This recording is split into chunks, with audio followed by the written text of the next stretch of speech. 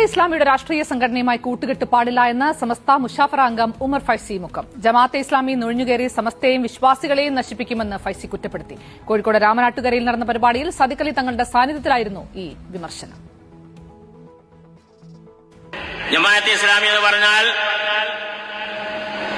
അതിന് രാഷ്ട്രീയ പ്രവർത്തനമുണ്ട്, രാഷ്ട്രീയമായിട്ട് ചിന്താഗതിയുണ്ട്. അതിനൊക്കെ മാറ്റം വന്നതൊക്കെ പറയുന്നുണ്ടെങ്കിലും ഇന്നും അത് തന്നെയാണ് പല കോലത്തിൽ അവർ വരിക.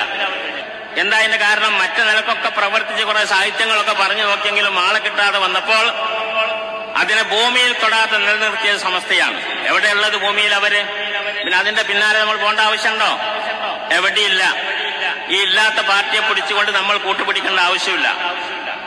അതുകൊണ്ട് തന്നെ അവർ നുഴഞ്ഞു കയറും.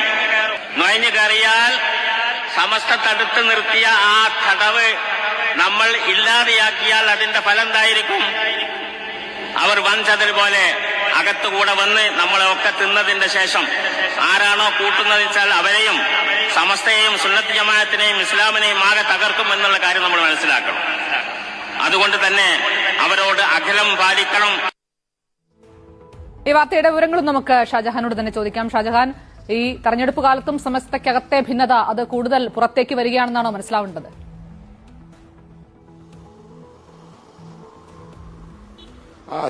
ഈ വെൽഫെയർ പാർട്ടിയുമായി ബന്ധം പാടില്ല എന്ന് പലതവണയായി ആവശ്യപ്പെടുന്നുണ്ടായിരുന്നു. ഈ തെരഞ്ഞെടുപ്പിലും മലപ്പുറത്തടക്കം പല സ്ഥലങ്ങളിലും മുസ്ലിം ലീഗ് അല്ലെങ്കിൽ UDF പൊതുവെ ജമാഅത്തെ ഇസ്ലാമിയുമായി ബന്ധം ഉണ്ടാക്കിയിട്ടുണ്ട്, അല്ലെങ്കിൽ വെൽഫെയർ പാർട്ടിയുമായി ബന്ധം ഉണ്ടാക്കിയിട്ടുണ്ട്.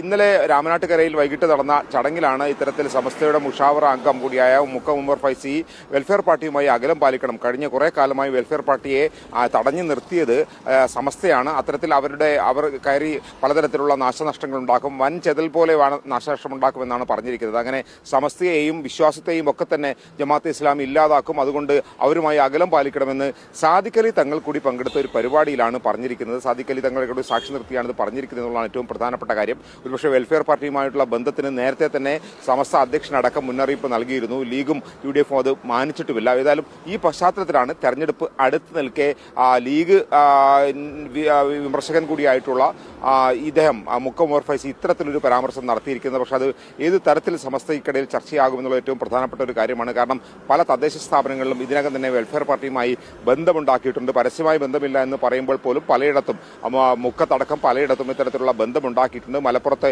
മമ്പാട് അടക്കമുള്ള ഇത്തരത്തിൽ ബന്ധമുണ്ടാക്കിയിട്ടുണ്ട്. അങ്ങനെ ബന്ധമുണ്ടാക്കിയ സ്ഥലങ്ങളിലൊക്കെ തന്നെ ബന്ധം അവസാനിപ്പിക്കണം എന്നുള്ളതാണ് സമസ്തയുടെ ആവശ്യം. ഏതായാലും ഇതിനോട് എങ്ങനെ ലീഗ് പ്രതികരിക്കുമെന്ന് അറിയില്ല. എങ്കിൽ പോലും ലീഗിനെ സംബന്ധിച്ചിടത്തോളം ഇപ്പോഴത്തെ കൈവടയിൽ അവസ്ഥയിൽ ജമാഅത്തെ ഇസ്ലാമി അല്ലെങ്കിൽ വെൽഫെയർ പാർട്ടിയെ കൈവിടാൻ താല്പര്യമില്ല.